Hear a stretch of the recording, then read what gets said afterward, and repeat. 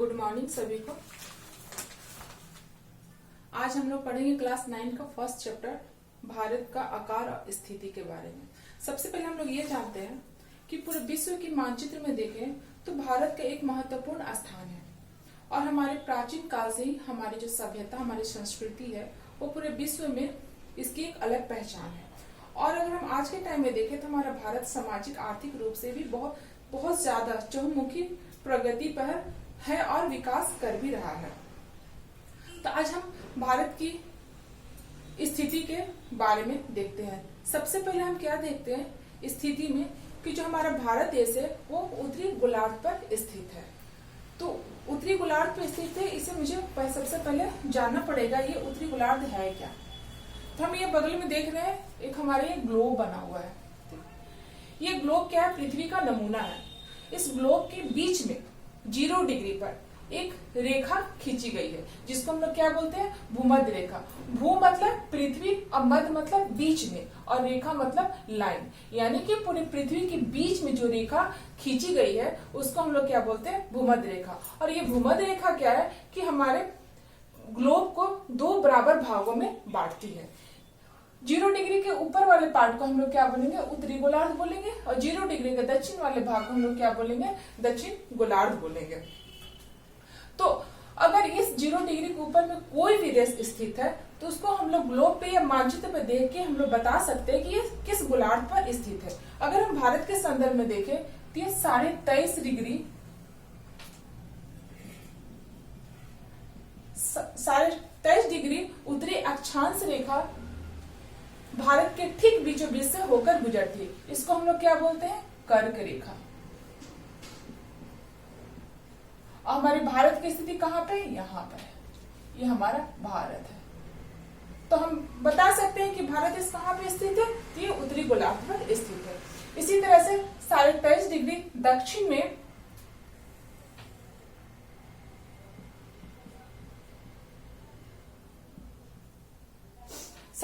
दक्षिण में रेखा खींची गई है, उसको हम लोग क्या बोलते हैं? मकर रेखा। इसी तरह से हम देखते हैं कि जो भी देश 0 डिग्री के ऊपर में स्थित रहेगा उसको हम उत्तरी गोलार्ध बोलेंगे, 0 डिग्री के दक्षिण में स्थित रहेगा उसको हम लोग दक्षिणी गोलार्ध बोलेंगे। ठीक है, यहां तक क्लियर है। अब हम लोग आगे देखते हैं इसका विस्तार के बारे में। इसका अक्षांशीय विस्तार और देशांतरीय विस्तार पढ़ते हैं। अक्षांशीय विस्तार में क्या? भारत की अगर हम स्थिति देखते हैं तो इसका अक्षांशीय विस्तार है 8 डिग्री 4 मिनट से लेकर 37 डिग्री 6 मिनट उत्तर। और देशांतरीय विस्तार इसका देखते हैं 68 डिग्री 7 मिनट पूर्व से लेकर 97 डिग्री 25 मिनट पूर्व तक इसका विस्तार है। अब यहाँ पे थोड़ा अक्षांश रेखा किसको कहते हैं, देशांतर रेखा किसको कहते हैं, इसको भी समझना पड़ेगा। तो हम इसी ग्लोब में देखते हैं अक्षांश रेखा किसको कहते हैं, देशांतर रेखा किसको कहते हैं। एक्चुअल में ये अक्षांशीय रेखा कोई पृथ्वी में कोई रेखा लाइन नहीं खींचा हुआ, ये एक काल्पनिक रेखा है जो ग्लोब पे क्या है पूर्व से पश्चिम की ओर खींची गई काल्पनिक रेखा को हम लोग क्या बोलेंगे? अक्षांश रेखा बोलेंगे। इस तरह से देखिए रेखा खींची गई, ये सारे को हम लोग क्या बोलेंगे? अक्षांश रेखा।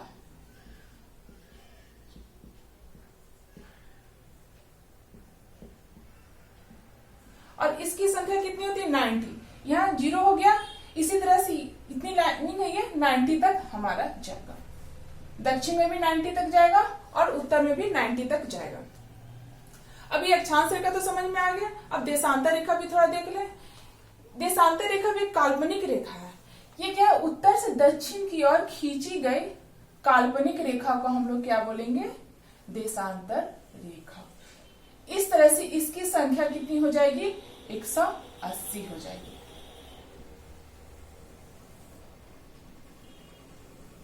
इस तरह से हमारा 180 लाइन जाएगा, ये इष्ट जाएगा। और इसके लेफ्ट साइड में इसी तरह से उत्तर से दक्षिण की ओर खींची गई काल्पनिक रेखा को हम लोग क्या बोलेंगे? देशांतर रेखा। ये हमारा जाएगा 180 डिग्री वेस्ट। क्लियर है? यहाँ पे 0 डिग्री हो जाएगा। इसको भी हम बताएंगे कि ग्रीनिच मीन टाइम क्या है, भारत का स्टैंडर्ड टाइम क्या है, फिर अंतरराष्ट्रीय तिथि रेखा क्या, सब एक एक करके पढ़ेंगे। अभी हम ये देख लेते हैं। अब देखिए भारत की स्थिति यहाँ पर है। अब हम देखते हैं इसमें अक्षांश रेखा देख रहे हैं हम, पूरब से पश्चिम की ओर खींची गई है।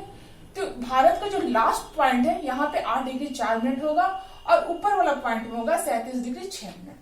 ये हमारा अक्षांशीय विस्तार हो गया। सेकंड हम लोग देखते हैं देशांतरीय विस्तार। ये हमारा 68 डिग्री 7 मिनट से शुरू होता है और अरुणाचल प्रदेश में 97 डिग्री 25 मिनट पूर्व में ये खत्म होता है। तो ये हमारा हो गया अक्षांशीय और देशांतरीय विस्तार। नेक्स्ट हम इसको मैप के माध्यम से हम लोग देख सकते हैं। अब आगे हम लोग देखते हैं कर्क रेखा। कर्क रेखा भी जस्ट हम लोगों ने देखा ना, यहाँ पर पूर्व से पश्चिम की ओर काल्पनिक रेखा है, 23.5 डिग्री उत्तरी अक्षांश इसको बोलते हैं।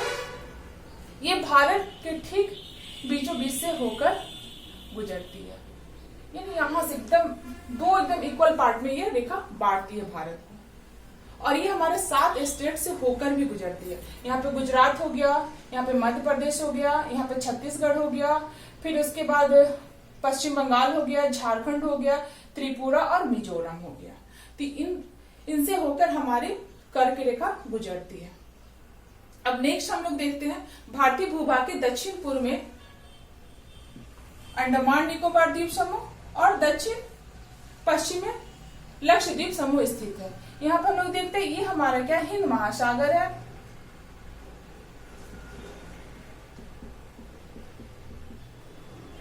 भारत की आकृति 22 डिग्री से ये त्रिभुजाकार हो जाती है। इसी की वजह से ये हिंद महासागर 2 भागों में बंट जाता है। पूर्वी भाग को हम लोग बोलेंगे बंगाल की खाड़ी और पश्चिमी भाग को हम लोग बोलेंगे अरब सागर। इसी अरब सागर में हमारा लक्षद्वीप स्थित है।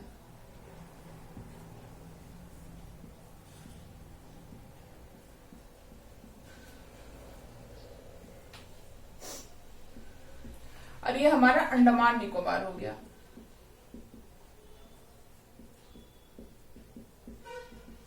ये अंडमान निकोबार हो गया, ये हमारा केंद्र शासित प्रदेश है। तो इस तरह से हम लोग देखते हैं भारतीय भूभाग के दक्षिण पूर्व में अंडमान निकोबार है और पश्चिम में लक्षद्वीप स्थित है। नेक्स्ट देखते हैं भारतीय संघ का दक्षिणतम बिंदु क्या है। ये क्वेश्चन अक्सर पूछता भी है। तो ये अंडमान निकोबार में स्थित है। इसका लास्ट वाला छोर को हम लोग बोलते हैं इंदिरा पॉइंट, इंदिरा बिंदु। तो आज इतना, थैंक यू।